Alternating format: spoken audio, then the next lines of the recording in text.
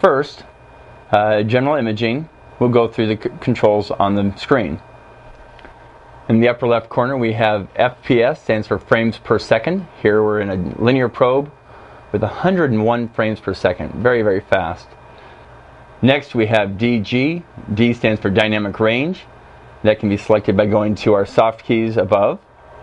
I'll select dynamic range. Change the value, as we see, take this up to 120. Increasing the dynamic range increases the display of soft tissues within the image. A lower dynamic range will give us a more contrast. Second, on the G, we have grayscale. Grayscale is grayscale compensation, and what grayscale does is assigns a value to the level of intensity.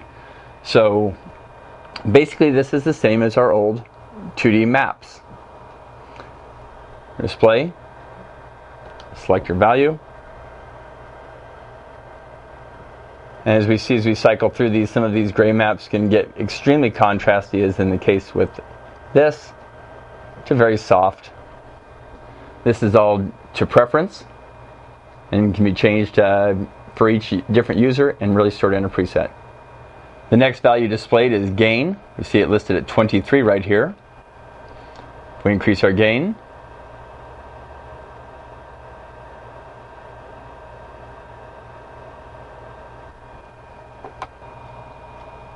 next value here is going to be persistence.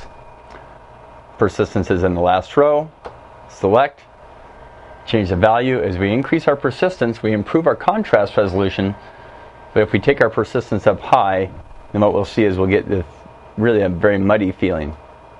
With low amount of motion, this can be the best contrast resolution that can be achieved, but typically it becomes less usable.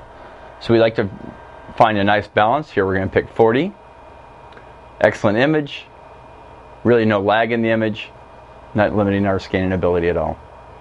If we want to change the power, we go into the menu, slide down to power, and then increase our value using the right and left key knobs. Does not seem to make that much difference, but maybe in the hardest image patients that additional acoustic power may prove to be a benefit. Now we are going to adjust our frequency. Frequency is displayed in the top row of keys also. Select your function key, move it to frequency. Increasing our frequency will give us improved detail and contrast resolution while limiting our depth of penetration. If we need additional power or acoustic penetration, decrease your frequency. We see a stronger, a little bit grainier image.